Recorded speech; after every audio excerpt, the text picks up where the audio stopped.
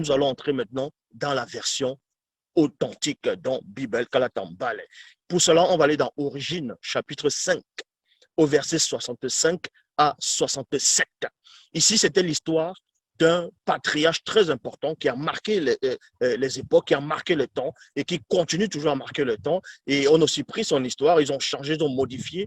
Et ce personnage, c'était Dobicet, donc connu dans les nouvelles traductions sous le nom d'Enoch. Enoch, celui qui était enlevé. Donc, l'histoire d'Enoch dans Origine, chapitre 5, au verset 65 à 67.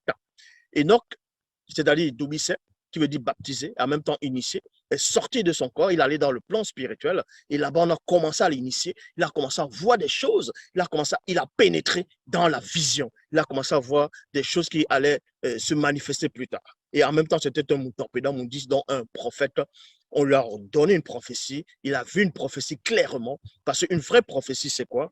Quand on donne la prophétie sur quelqu'un, on nomme la personne, on donne le nom, on donne même le lieu de naissance. Ça, c'est ça, les véritables prophètes. Ça n'a rien à voir avec les versions classiques que eux-mêmes, les chrétiens, ne comprennent pas. Ils vont aller dans le livre d'Ésaïe en disant, par rapport à quand on s'adressait, quand Ésaïe se met à parler que voici la jeune vierge, dans d'autres versions, voici la jeune femme deviendra enceinte, elle enfantera un fils, on lui donnera le nom d'Emmanuel. Et maintenant, ça s'appelle le christocentrisme. Mais ils vont prendre le soi-disant Christ qui n'existe pas, le seul Jésus qui n'existe pas. Ils vont le centrer sur la prophétie d'Emmanuel, c'est-à-dire qui veut dire Dieu avec nous, en disant que c'était le Christ. Or, si Ésaïe, dans la prophétie, dit que l'enfant qui va naître, on va l'appeler Emmanuel. Pourquoi on n'a pas appelé Jésus Emmanuel? Vous voyez que Jésus et Emmanuel n'ont rien à voir. Déjà, Jésus ne veut rien dire. Jésus ne veut pas dire Dieu avec nous. Donc, ici, dans Origine, chapitre 5, au verset 65, il est dit, pendant son initiation, on va révéler quelque chose à Dobicet par rapport à l'homme, c'est-à-dire à l'homme noir. On va lui dire le but de la création, c'est-à-dire pourquoi l'homme noir vient sur la terre.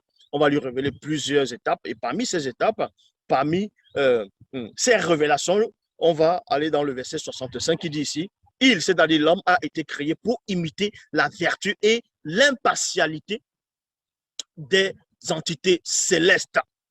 Verset 66, on vous dit ici, et pour cela, virgule, une jeune femme noire, ici on précise, une jeune femme noire, initiée et vierge, d'une pureté et d'une beauté remarquable, viendra et naîtra dans un temps lointain parmi le peuple initié, afin de servir de passage à celui qui montrera aux hommes connus du peuple noir la voie de la vertu des entités, c'est-à-dire des entités célestes.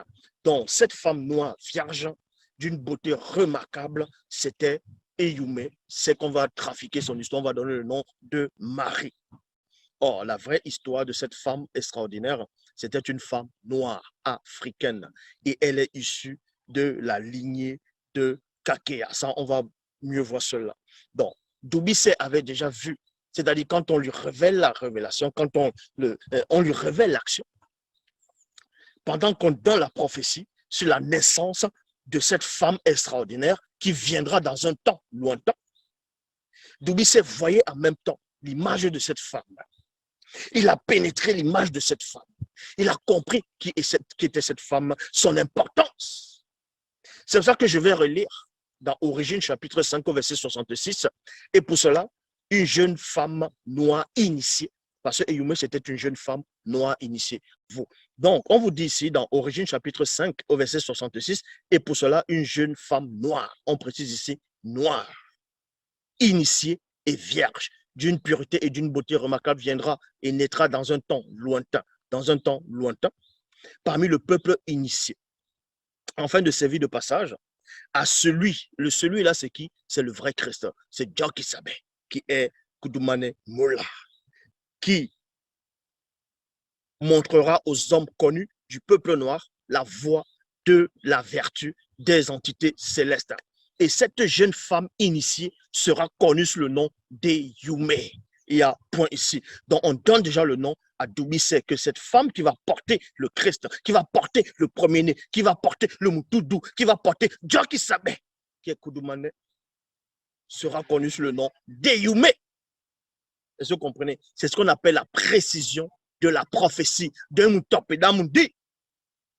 Parce que Doubissé ici, il ne ressent pas des sensations. Il dit ce qu'il voit.